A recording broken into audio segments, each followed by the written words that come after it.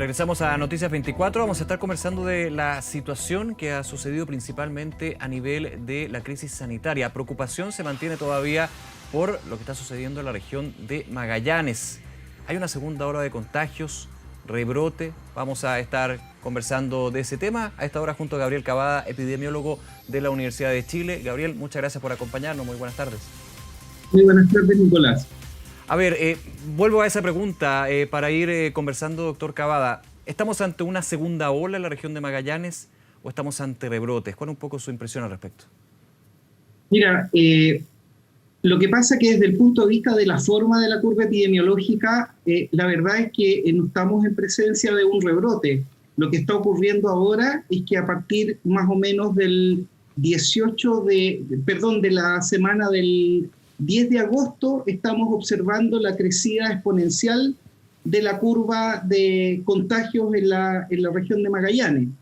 Para poner esto en contexto, ellos inauguraron tempranamente, digamos, su epidemia, y en la semana que iba del 6 de abril al 11 de mayo, ellos tenían una incidencia semanal del orden de los 150 casos. De hecho, hubo un descenso entre estas dos fechas de 182 casos semanales a 106. Después, desde el 18 de mayo al 27 de julio, tuvimos una subida en la incidencia, también semanal, del orden de 30 a 100 contagios por semana, pero ocurre que a partir del 3 de agosto pasamos de 100 casos a 1.400 por semana. Un crecimiento claramente exponencial. Exactamente. Entonces, si usted me pregunta si este es un segundo brote, yo más bien diría que lo que ocurrió hasta el 3 de agosto era una situación bastante controlada, si quiere usted, casi de visos de endemia, y de ahí en adelante esto se dispara, tal como hemos mencionado, en forma exponencial.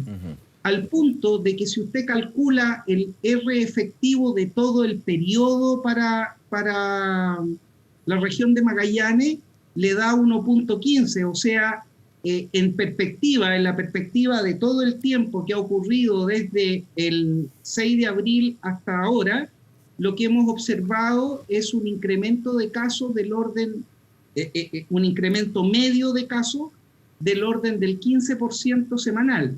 Entonces, como le mencionaba, lo que estamos asistiendo es a la parte exponencial de la curva, y por lo menos desde el punto de vista gráfico no se ve cerca el inflector de la curva donde uno diga, mire, hasta aquí vamos a llegar y ahora esperamos el descenso. Doctor, y lo que hemos podido aprender también, quienes no somos especialistas y técnicos, sobre este análisis de las curvas, que es muy importante en el desarrollo de la epidemia, es que es muy difícil ver ese punto de inflexión. Ahora, ese punto de inflexión lo podemos ver después, cuando se da, porque esta curva puede seguir creciendo, ojalá que no. Después puede aparecer una meseta, un término que en algún minuto también generó bastante polémica a nivel de la autoridad sanitaria.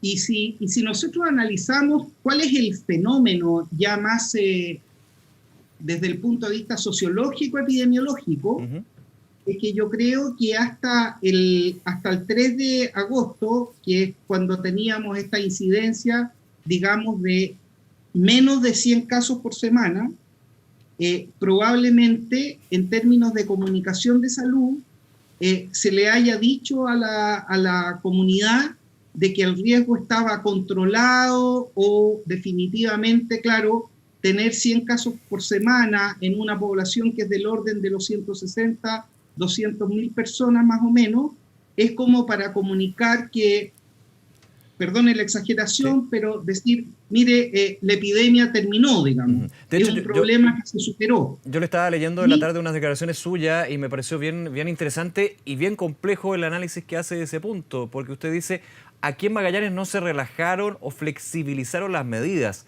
más bien se anularon las medidas. Esa es su solución. Exactamente.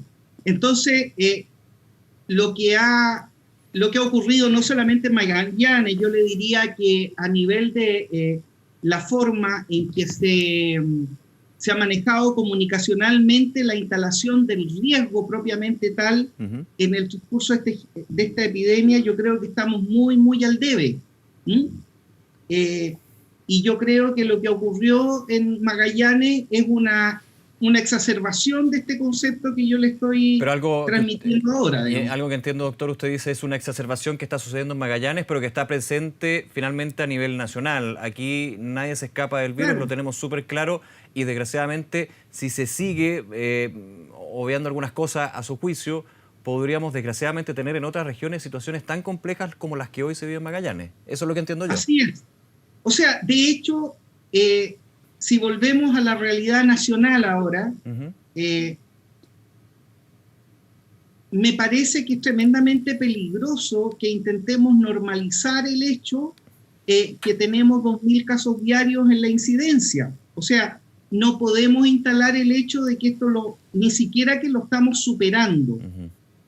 ¿Sí? Sí. O sea, superar esta cuestión es que esto sistemáticamente fuera en baja, que es lo que uno espera, que lo que ocurre, digamos, con una epidemia, incluso en términos de su evolución natural.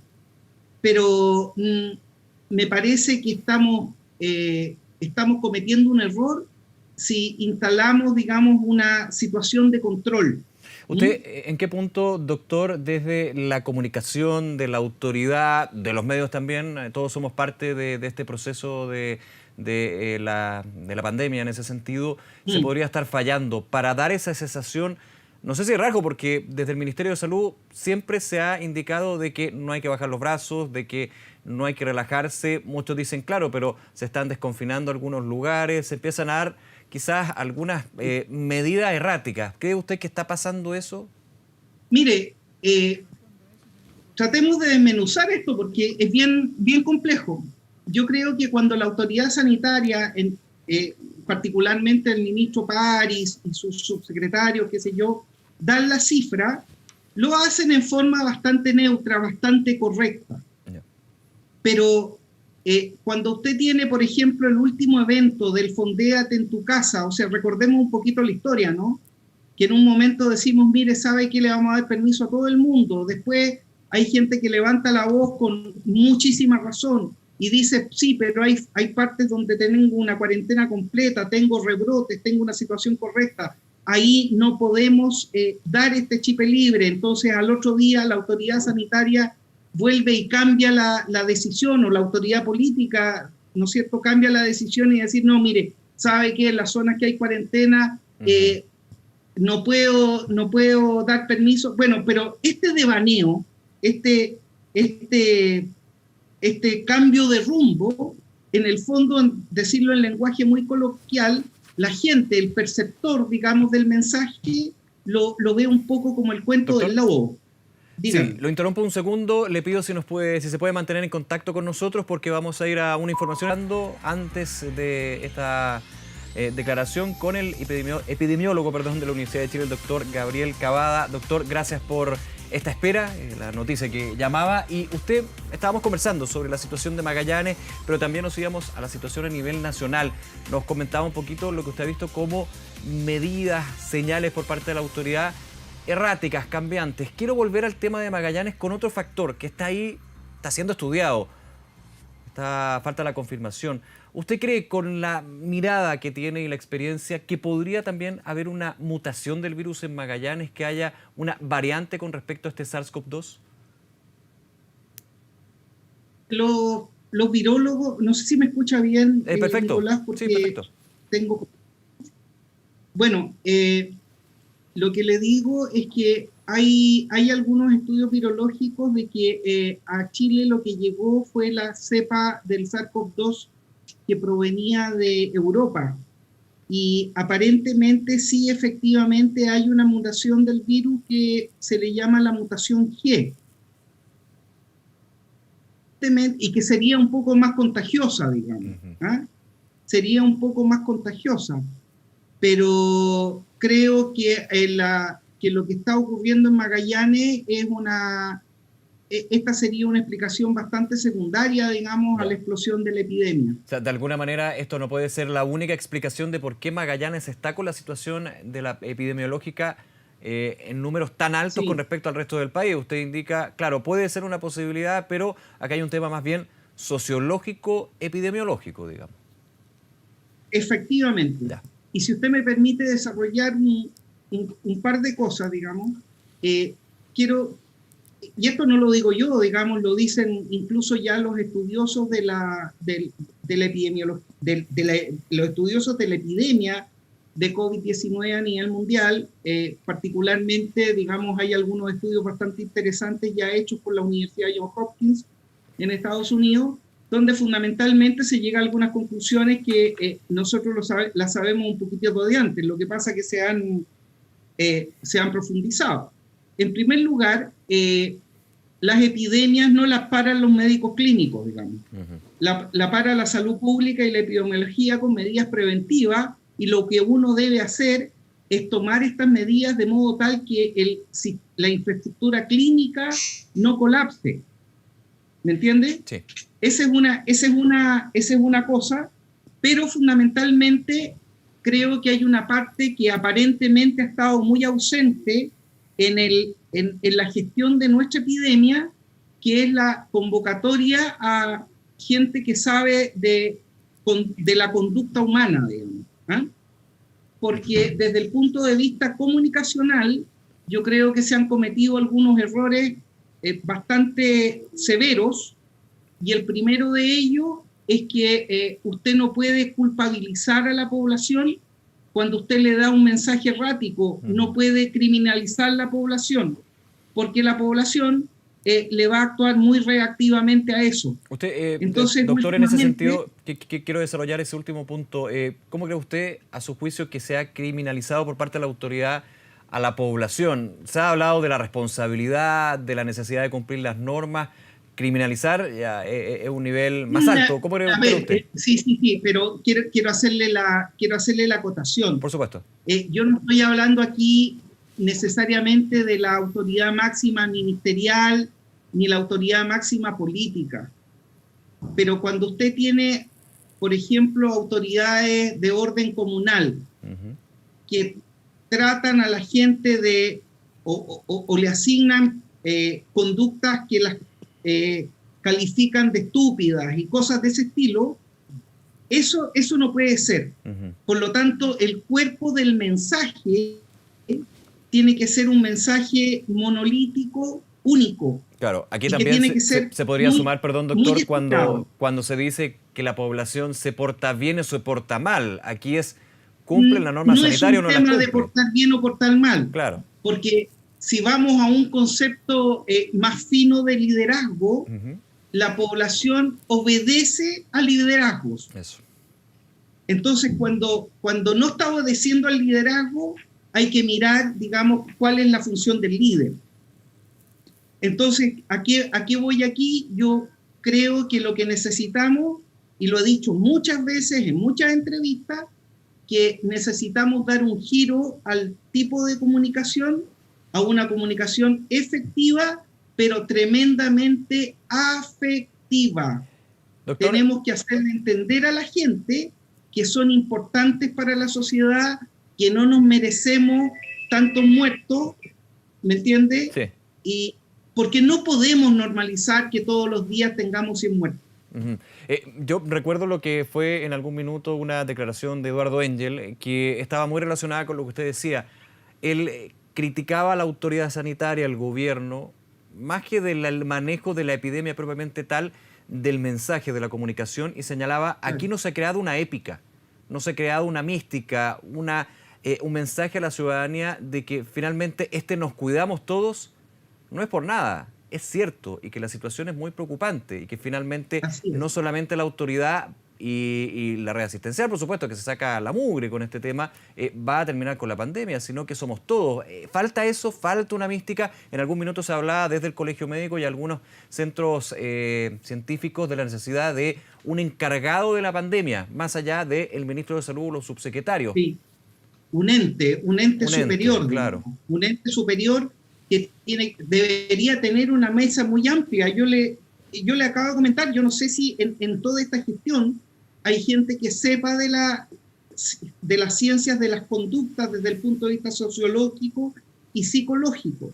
Si usted me permite una pequeña reflexión, durante el corte que tuvimos a propósito de la entrevista que usted le hacían al ministro del Interior. Las declaraciones del ministro, sí. Las declaraciones del ministro. El ministro decía, mire, dada la situación de Magallanes, hemos adelantado el toque de queda. Bueno, cuando usted mira qué hicieron los países europeos que inicialmente fueron aparentemente más azotados que en Chile, porque Chile ya pasó a ser el escenario de sensibilidad, si usted se compara con Italia, España, ¿sí? Uh-huh. Fíjese que en ninguno de estos países hubo toque de queda, ¿no? Sí. Y las autoridades, los líderes comunicacionales pidieron que la gente guardara confinamiento. Y si usted mira cómo fue el confinamiento en España o en Italia, fue bastante estricto.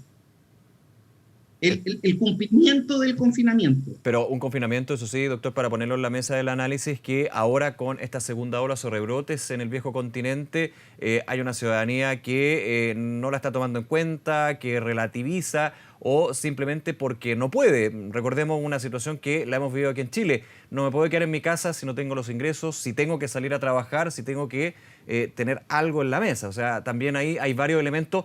Vuelvo al punto que me parece muy interesante, sociológicos. Efectivamente. Y mire, ¿sabe qué? Yo creo que hay que tomarse en serio, más bien, o aprovechar la experiencia europea. Uh-huh. Porque ellos nos están llevando 6 meses de delantera con lo que va a pasar.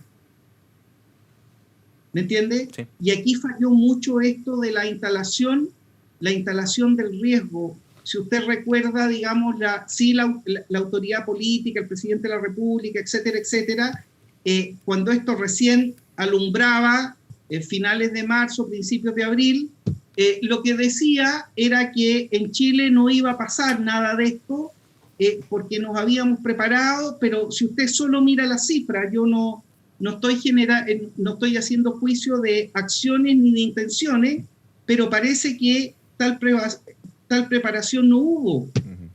¿Entiende? Ese es el problema. Sí. Bien, doctor Gabriel Cavada, nuevamente muchísimas gracias por acompañarnos esta tarde y seguimos atentos y obviamente vamos a estar conversando más adelante de lo que sucede con esta pandemia. Es muy importante la información y el análisis también de los distintos aspectos, más allá solamente del virus. Que esté muy bien. Nicolás, muchas gracias a usted. Hasta luego, un placer. Buenas tardes. Adiós.